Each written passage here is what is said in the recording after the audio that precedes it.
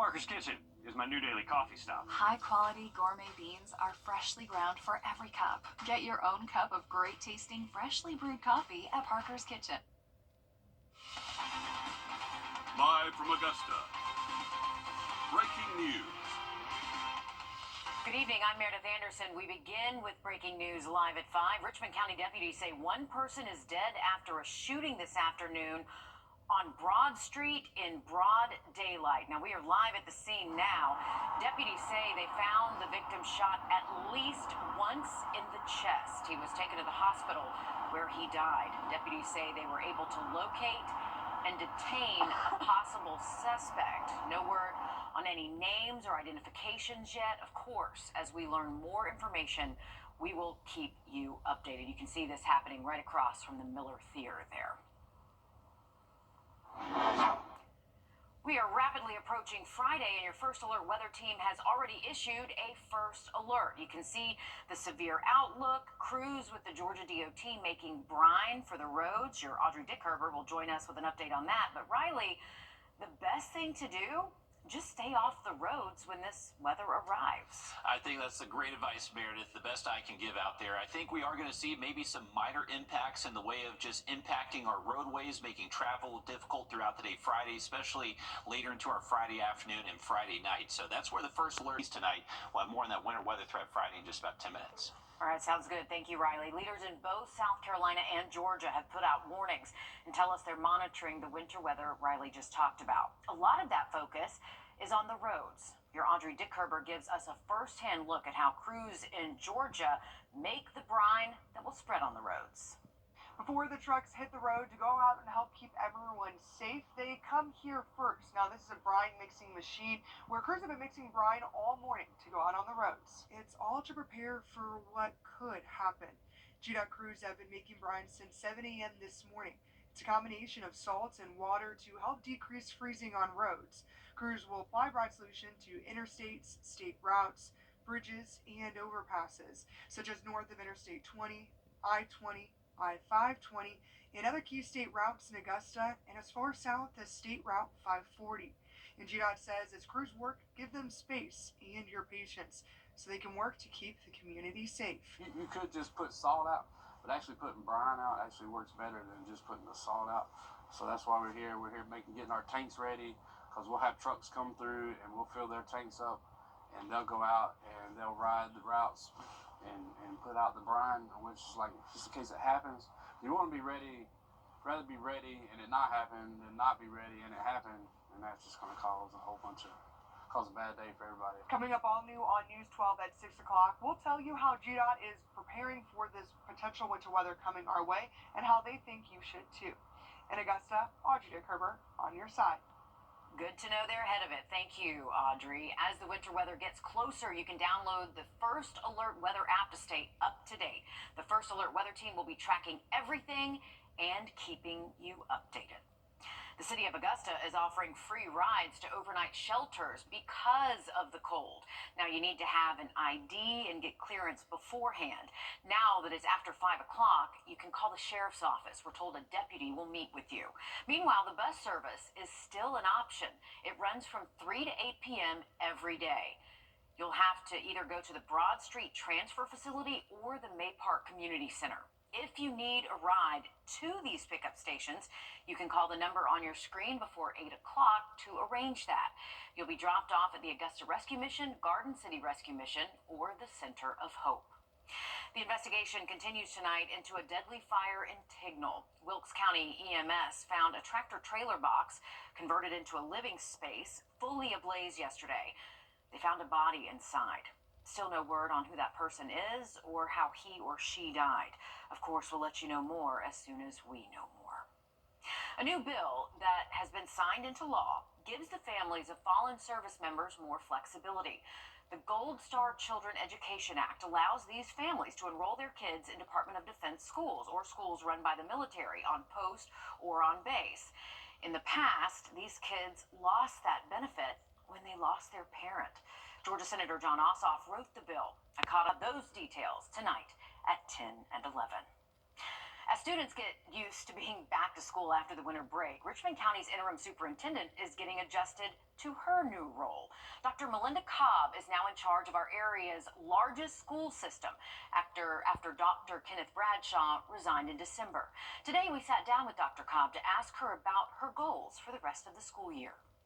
A great time because we're in the middle of our strategic planning. We're actually wrapping that up and beginning to set our achievement goals in all areas for the next 5 years. My goal as interim superintendent is stay the course. I don't want to have any major changes. We're trying to continue the workflow. Our teachers this is halftime. We want to make sure that we are finishing strong. So that's really my goal for this closeout of the year is finish strong, stay the course. Cobb has served on the superintendent's cabinet for more than 3 years, most recently as the Associate Superintendent of Academic Services. She's also the parent of a student in Richmond County Schools. She joins 4 new board members, also sworn in just yesterday.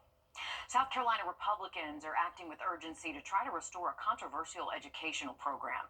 They're responding to a state Supreme Court ruling from September that struck down the key part of the Education Scholarship Trust Fund program, also known as the Private School Voucher Program. Your State House reporter Mary Green has those details. Republicans want to find a way to reinstate a program allowing certain families to spend public dollars on private school tuition. That can also withstand a court challenge. A bill some believe can do that will very likely be the first legislation up for debate here at the State House this year. The earlier version of this Education Scholarship Trust Fund program was paid for through the state's general fund, which the South Carolina Supreme Court ruled was in violation of the state's constitutional ban on public dollars directly benefiting private schools. So Republican senators are proposing the money for this new program comes from lottery revenue. Lottery dollars currently pay for existing college scholarship programs like Life, Hope, and Palmetto Fellows, which can be used at private colleges. Why do I think this will be constitutional? Because the Supreme Court has told us it's going to be constitutional. But some Democrats are skeptical this would pass court muster, as any new voucher program is just about certain to be hit with another lawsuit. The bigger picture is it remains unconstitutional, and I don't know how we're going to get around that. We know it's going to be challenged. And I'd love to hear your idea on how lottery dollars are not public dollars. It just seems to me that they clearly are. Lawmakers will gavel in to begin their new legislative session here next Tuesday. And by later that first week, Republicans hope to have this bill ready for a debate on the Senate floor. Reporting from the State House, I'm Mary Green. Thank you, Mary. This new bill would make a few other changes to the earlier voucher program. That would include raising the income threshold for eligible families up to 600% of the federal poverty level, which is about $187,000 annually for a family of 4. As winter weather approaches, an important question is your car ready? Well, we're on your side with a checklist to help keep you safe. Riley? And we are expecting limited to minor winter impacts as we head into Friday. Throughout Friday night, we'll have much more on this full forecast for you just after the break. Trust Chief Meteorologist Riley Hale for your first alert. Introducing the First Alert Radar Network. With up to 10 times the resolution of other local radars and technology that can pinpoint right down to your street. First just got faster. I got to know Austin when he was a student. I just remember that he was just an upstanding young man, very respectful. When I had my car accident, I thought to myself, I'm going to call Austin Jackson. As we sit here today, I'm thrilled to hear that you're feeling much better. That's how I want to see people in the end. They're back to the way they were before the wreck happened. I'm so glad you called us, and it's a privilege to be able to pay back the people who've helped shape me. Why me?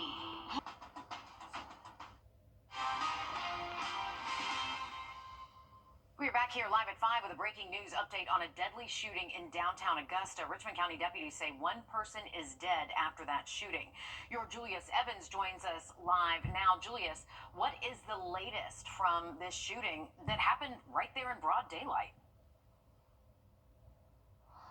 That's right, Meredith, right in broad daylight. You can see behind me, I'm going to step away for a second. The crime scene tape is still up. Earlier, about 40 minutes ago, there were crime scene markers scattered around. There were several other deputy vehicles out here that got reduced down to 2, and there were 2 crime scene units out here. Now there is currently just 1. Deputies out here just been talking to witnesses out here on the scene just to try to figure out exactly what happened here. But earlier they came out, they cleaned up the scene, they were surveying the area, and then there was a bike that they escorted off the scene and they put into one of the crime scene units. And so far, what we can tell you from the sheriff's office themselves, they said that at least 1 person was shot in the chest and is dead, and the person responsible for this, the suspect at least, has been apprehended and is in custody.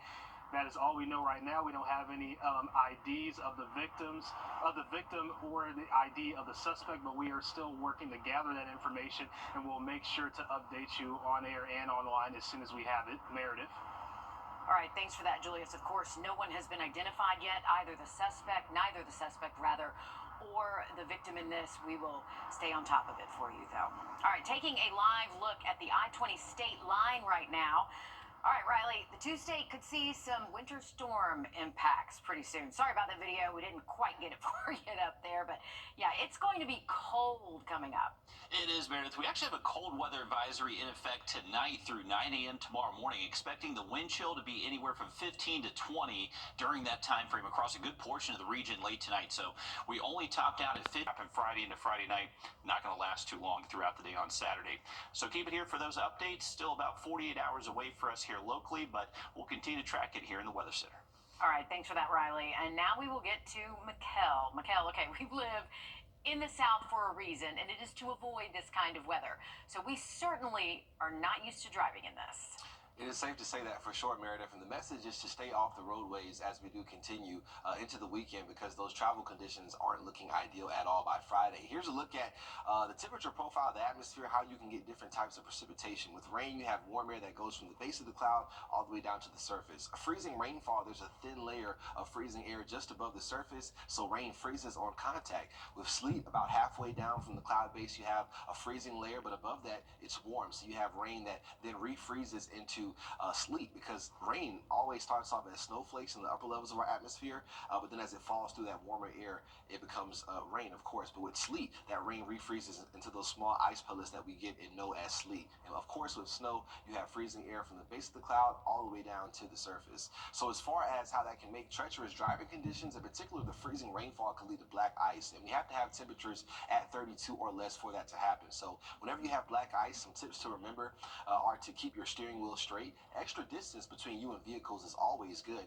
Don't slam on your brakes. If you have to decelerate, you want to take your foot off the accelerator in order to do that. Also, one thing to note is that bridges and overpasses are going to be more susceptible to freezing, because cold air can funnel underneath them as well as over top, whereas with the roadways, they cool off more evenly because they have ground to insulate them. So going to be very dangerous in terms of travel on Friday into Saturday, especially heading further north. The chance of running into situations like this goes up.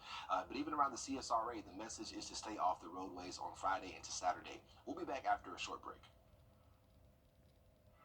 First Alert Radar, powered by Jim Hudson Automotive Group. Okay, so we covered driving, but is your car ready for this winter weather? The cold temps could have an effect on your tires, but as Dana Winter reports, that's not all. AAA says for every 10 degrees Fahrenheit it drops, tire pressure drops about 1 psi. That's why you're going to want to keep a close eye on your tire pressure. You can also check the tread. You'll want to make sure that you're using something like maybe a penny to check this out. Make sure that Lincoln's head's facing down when you go to do this trick.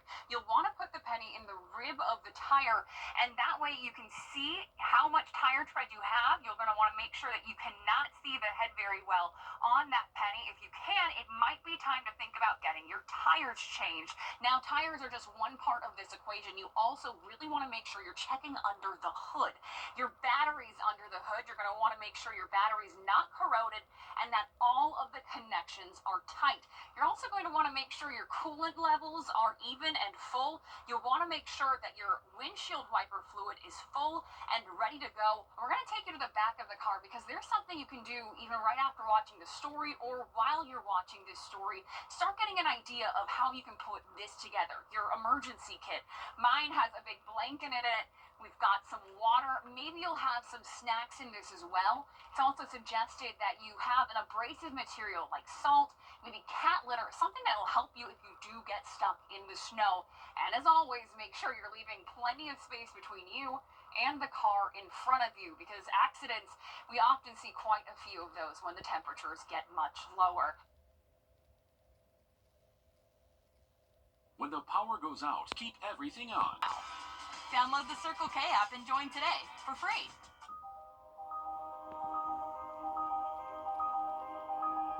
Help us feed hungry children. Our goal is to feed 2 million meals to hungry children this year, and you can help us when you round up at Parker's Kitchen. We're going to match 25% of your donation. You're watching News 12 live at 5. Continues.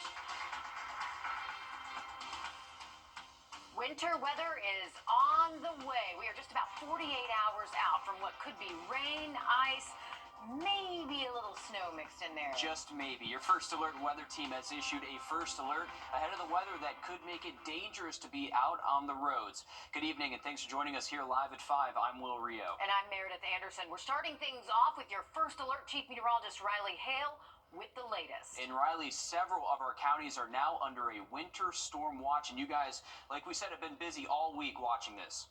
Yeah, guys, we put out the first alert yesterday, and those counties that have been underneath the first alert have now gone underneath a winter storm watch. That includes Tolliver, Wilkes, Lake be above freezing when that starts. We're going to have much more on the system for you in just about 10 minutes. All right, thanks, Riley. We're following up on some breaking news. Just hours ago, a man is shot and killed in downtown Augusta. Your Julius Evans is live for us at 5 here on Broad Street, where that shooting took place. Julius, looks like it's still an active scene there. At least it looks like it's still blocked off there in downtown Augusta. Absolutely, very much still an active scene. There are 2 deputy cars still outside and an unmarked truck and a crime scene unit vehicle outside right now. You can see the crime scene tape is still up. I'm going to step aside so you can kind of see the area for yourself. Right in broad daylight, one person shot at least once in the chest and was pronounced dead, and really just a lot to clean up here. There was deputies out on the scene earlier. They had crime scene markers. They were surveying the area. They were talking to witnesses that were coming outside and just really trying to figure out what's going on. But as you can see, one lane of traffic is blocked off right now going down Broad Street. Still traffic flowing right now, and you can see that crime scene unit van right next to those 2 deputies. And earlier there was deputies did take a bike off the scene after they were cleaning up, and they brought it over to one of those crime scene vans where they were just surveying evidence. Like I said, they were talking to witnesses. Very much when our team got out here about 40-50 minutes ago, a lot of people were just like in shock. Like we said, in broad daylight on Broad Street, very much a shock for many people out here right now. We are still working to learn the ID of the victim and the suspect. We're working to gather that information, and as soon as we learn more, we'll be here to update you on air and online. Will, Meredith. All right, thanks for that, Julius. Again, this happening around 3:30, so about 2 hours ago. A possible suspect is in custody, but still no one officially identified. Yeah, again, right there in the middle of downtown Augusta, right across the street from the Imperial Theater there. Also a very busy area as a lot of people hang out in that median area as well. Yeah, right there, the theater district as well, with the Miller Theater too, very close. So a lot to get to later. Of course, thanks, Julius, for looking into this for us. 16 evictions a day. That is what the Richmond County Marshal's Office is tasked with. Again, every single day, 16. You're looking at body camera video shared during this week's Augusta Commission meeting. And at this week's meeting, the Marshal's Office said these evictions are the most dangerous thing that their deputies do. Your Sydney Hood joins us live at 5 from the newsroom. Right, and Sydney, you spoke with someone at the Marshal's Office on why that is. Well, the marshal says an eviction is like a traffic stop. You never know what you're going to get because you're catching some people at a low point in their life. Now, the body camera video you're looking at gives you an idea of how the marshal's office handles evictions. Marshal Lampkin says his team's goal is to make sure it's a safe and peaceful eviction, but that's not always the case, he says. He says he's had some aggressive evictions, some standoffs, and even he had to use the SWAT team to carry out an eviction. So in each eviction, we prepare for that. We do a background check on the people getting evicted, make sure there's no dangerous tendencies, no violent tendencies, because we want to be safe when we're going to do that. We want to make sure everybody come home safely. And on top of the 16 evictions a day, there is also a backlog of up to 3 weeks the office is currently facing. But the marshal says that's a, quote, typical backlog, and his team can only carry out so many evictions a day. Now, coming up all new on News 12 at 6 o'clock, the number of evictions has local resources searching for more solutions as many people search for more affordable housing. Affordable housing, certainly a problem here and all over the country. Absolutely. The marshal's office, they're tasked with a difficult task there, really, to try to handle all of those evictions, 16 in one day. That's a lot. Right, that's a whole lot in a week. Thanks for bringing light to this, Sydney.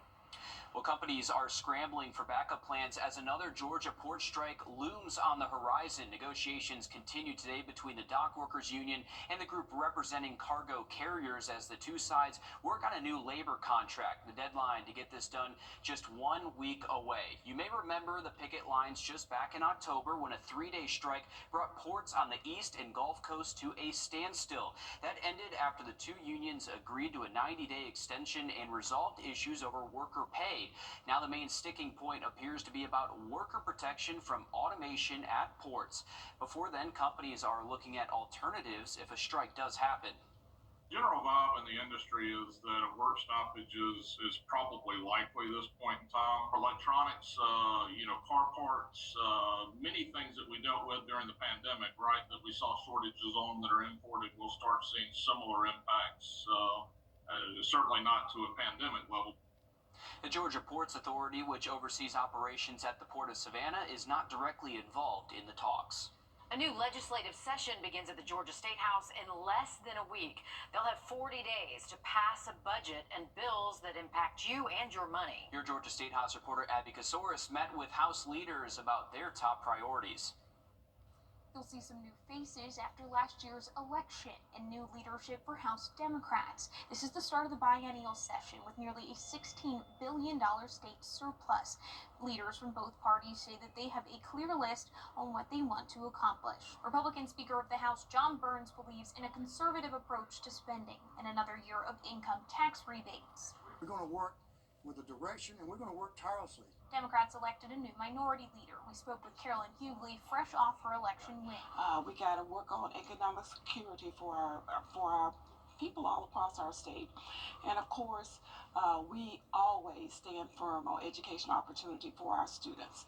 Healthcare, the economy, education. Both leaders mentioned these issues are top of mind. Each party's proposals will look different. Democrats want a full expansion of Medicaid, while Burns' counterpart in the Senate, Lieutenant Governor Burt Jones, says he's open to the discussion. Burns says nothing is off the table. What our objective is, increase health care to all Georgians, no matter what part of the state that you live in. Burns says they'll invest in school safety, suggesting money from the state's surplus could fund technology upgrades. But he draws the line at mandatory safe storage laws, supported by many Democrats. Republicans still have a clear majority in both the House and the Senate, meaning they're more likely to accomplish their goals. But we do expect there are issues that Democrats and Republicans could break from their own party, like the expansion of Medicaid, changes to the state's school voucher program, and restrictions for transgender athletes. In Atlanta, I'm Abby Kasoris. Live at 5, you're taking a live look in Washington, D.C., where former President Jimmy Carter continues to lie in state. Tomorrow will be a national day of mourning and the last day of Carter's funeral events. A national funeral service will be held at 10 a.m., after which his remains will be flown back to Plains, Georgia. After a private funeral service, his remains will be brought to his final resting place at the Carter residence, where the late Rosalind Carter is also buried. The U.S. stock market will be closed tomorrow as part of the National Day of Mourning. Flags will continue to fly at half-staff at the federal buildings until January 28th. Riley? Well, we now have a winter storm watch in effect for the northern CSRA, and we are expecting at least some minor impacts near and north of I-20. We'll have an update on the forecast just after the break.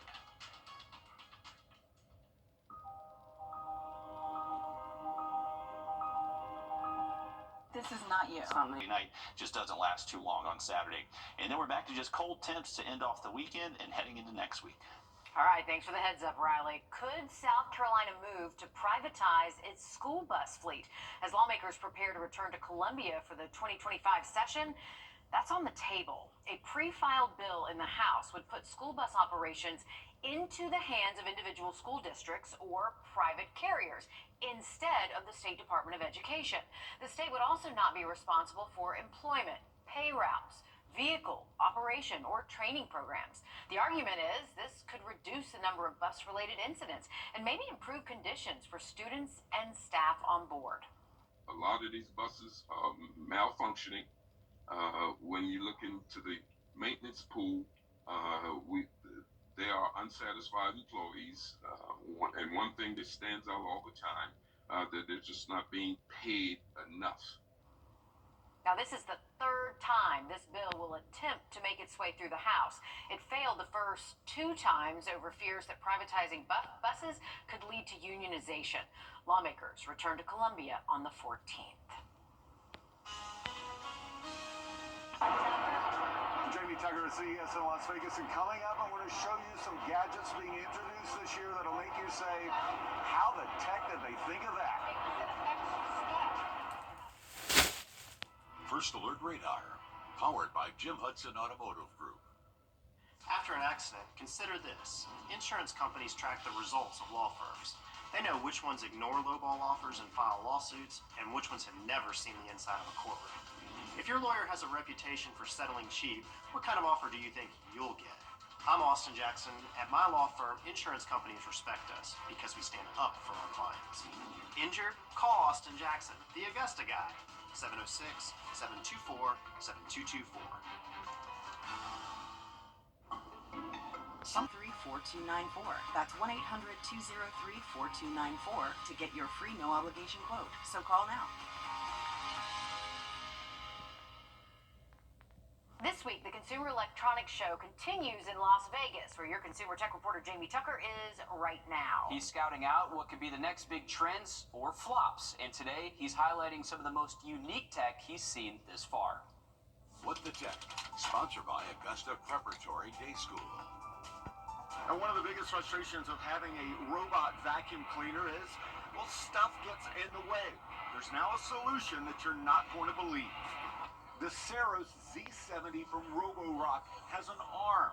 It'll be able to put things away, tidy things up, pick up small items from the floor, such as small towels. Sensors spot the item, judges its weight, picks it up, and then puts it away. Robot lawnmowers can now handle steep grades, and if they spot a moving object or person, it'll stop and go in a different direction. Pawport is a smart doggy door. Pooches wear smart collars where they can open the door themselves. And parents can set curfews from their phones and limit which dog can go outside at certain times. The brisket pellet grill can be fired up remotely to follow preloaded recipes. When a program finishes cooking, the grill will automatically go into a keep warm mode. It keeps the food at a food safe temperature, just warm enough to be great and ready to eat, but prevents overcooking. And the electric salt fork is ideal for people on low sodium diets. Electrodes trick the brain sort of when eating bland food. It moves the sodium ions towards the tongue, and then it helps tongue recognize the ions and taste more flavors such as saltiness and umami. Now, some inventions never pan out, but many of them do, including this one. That flying car I showed you last year from a company called Pivotal. They sold a lot of them since they debuted it last year. They are now delivering those orders later this year. At CES in Las Vegas, that's What the Tech. I'm Jamie Tucker. Well, the CSRA has a reputation of sending athletes off to the Division I level. Right, especially at the collegiate level. Tonight, a Grovetown native will take the hardwood in Columbia, Alyssa. Yeah, this name should sound familiar. Darian Reed, remember him? Grovetown star forward left his senior year, came back to Grovetown to make his collegiate decision. He landed on Alabama and now will pass through the CS Ray to play against the Gamecocks tonight just a few miles away. Reed has appeared in 13 games so far for the Tide. He's averaging 17.5 minutes per game, shooting just over 46%, 3 rebounds. The freshman has logged 5 games with 10 points or more. The last of those coming in the Tide's first SEC opponent of the year against Oklahoma. South Carolina tonight looking for a rebound win. The Tide have 9 straight wins over the Gamecocks. That is a 7 p.m. tip-off. Captain, U.S. Ryder Cup captain Keegan Bradley appointed a third vice captain this afternoon. It's none other than Aiken's Kevin Kisner. Kez will join Lieutenants Webb Simpson and Brant Snedeker at Bethpage Black in September. The newly dubbed lead analyst for NBC Sports Tour coverage was a captain's assistant during last year's President's Cup. While Kiz has never competed in the Ryder Cup, Keegan Bradley took note of his experience, saying his extensive match play success and strong relationships make him a perfect fit. Kiz compiled a 2-2-3 career record in the President's Cup. We'll be right back after this. Check out the newest straight. This year, don't settle for less than a Honda. Visit your Augusta Aiken Honda dealer. Y'all, take a look at this. There's a new giraffe at the Riverbank Zoo in Colombia. This video sent to us by the zoo shows Tahini, a 2-year-old reticulated giraffe arriving at the zoo. She was born at the zoo in Miami and will hopefully get along with the zoo's male giraffe, Bruce, because they're hoping there's going to be a calf out of this. Bruce, we have Tahiti. This is all part of the zoo's species survival plan to encourage genetic diversity. The Riverbank staff says that Tahiti is already adjusting well to her new home and forming a bond with 12-year-old Winston, who is helping her acclimate to the zoo's routines. You'll soon be able to see Tahiti in her outdoor habitat. I love giraffes. They're so cool. They are so cool. And we're just hoping that Bruce is her boyfriend. Bruce, Winston? Winston's coming out strong here. Winston already slid into the DMs, I guess. That's a tall DM right there. That's a tall DM. I don't know how they reach it. It looks like they're peeking at each other there, too, which is pretty cool. That is a beautiful giraffe, though. It had a really pretty coat on it. Hey, we got some really cold temps heading our way tonight. Cold weather advisory in effect for our southern counties. Winter storm watch in effect Friday for the northern CS race. So a couple different threats out there, but a beautiful end to our Wednesday. A live look over Clarks Hill. Clear skies, cold tonight, so bundle up and protect the 4 Ps. All right, thanks, Riley. Stick with us. We have more coming up on News 12 at 6 o'clock.